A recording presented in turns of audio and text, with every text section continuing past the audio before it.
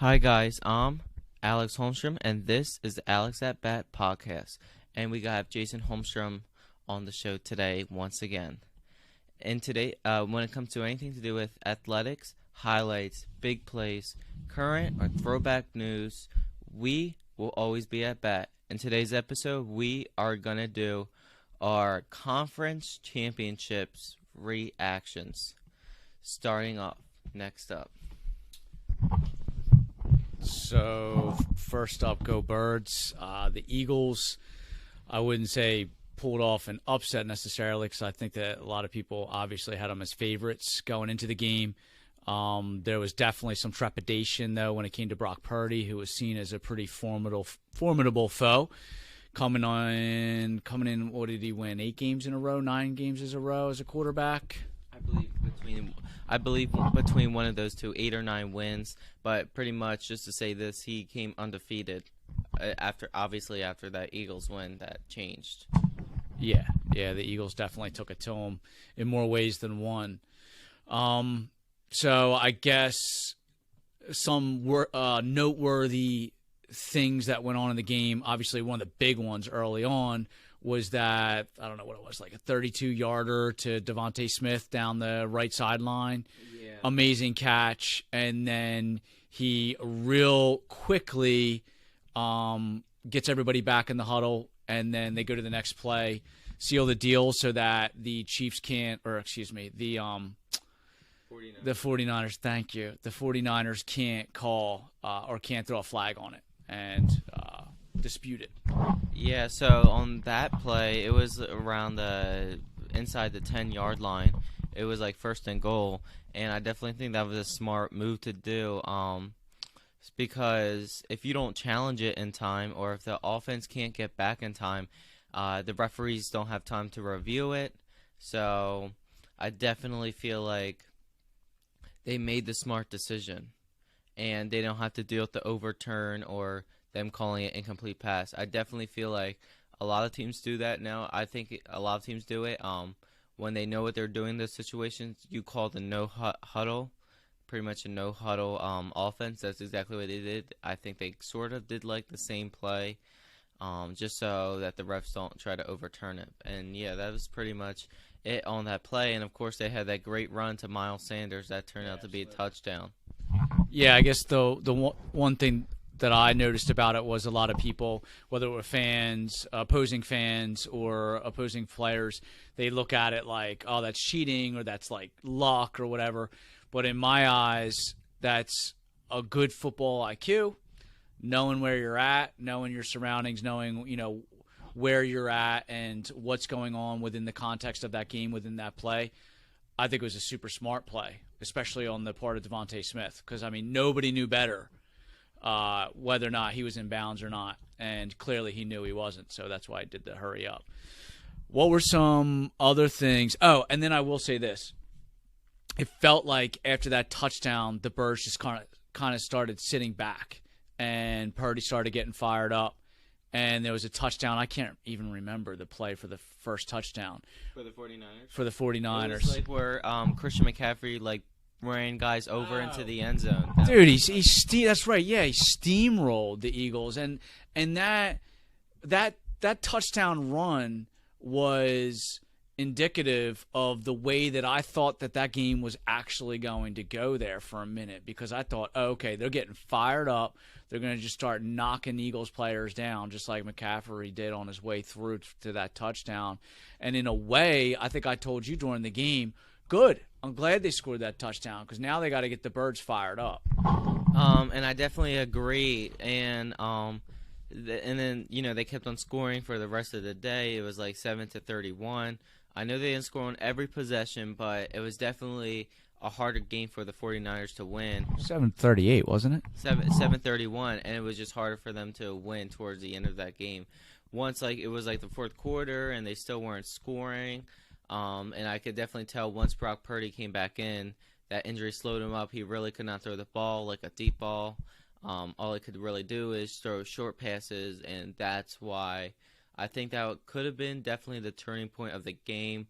But even before his injury, the Eagles were not playing bad. So I really couldn't. I would honestly would say this: if Brock Purdy did not get injured, I feel like the game would have been closer, and I still think the Eagles would have been pulling them out because even before he got injured, the Eagles' defense was still playing well, especially after that Hassan Reddick fumble, and that really like injured Brock Purdy. Yeah, Hassan Reddick was like a one-man band out there for a minute. He was fumble recovery. He knocked out, one quarterback. I don't know if he was responsible for concussing, Johnson? Josh Johnson.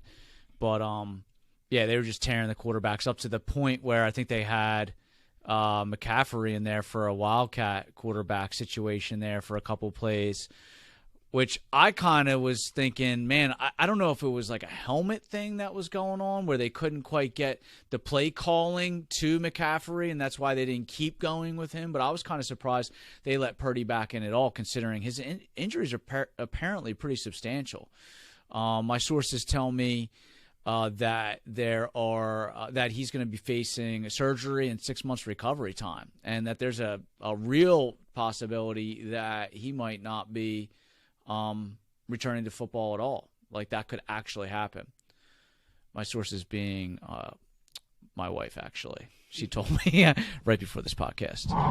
Yeah, which, who knows? People lie, but I definitely did. My wife never lies.